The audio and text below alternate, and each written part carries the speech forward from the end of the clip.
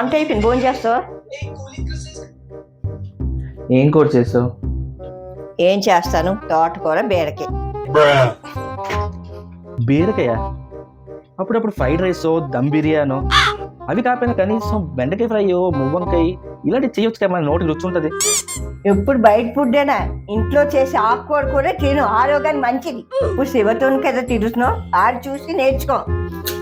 ఏంటి ఆరు గురించి చెప్తున్నాను? చూడు, కరెక్ట్ టైంకి వచ్చాను. ఏమి టైమింగ్ రా స్వామి. ఏమైంది అత్త, నా గురించి మాట్లాడుతున్నట్టున్నారు? ఇది చూడరా, ఇంట్లో కూర తినడం మనిషి, బయట బిర్యానీ ఫ్రైడ్ రైస్ అంటున్నారు. వీడికే చెప్పాలి నువ్వు. బయట ఫుడ్డా? ఇంట్లో ఫుడ్ అంత మంచిదే తెలుసా? అత్త చెప్తే నమ్మరు. ఇంట్లో బలవంతం పెడితే నేను బయట తిన్నాను, ఇంట్లోనే తింటాను. Meanwhile.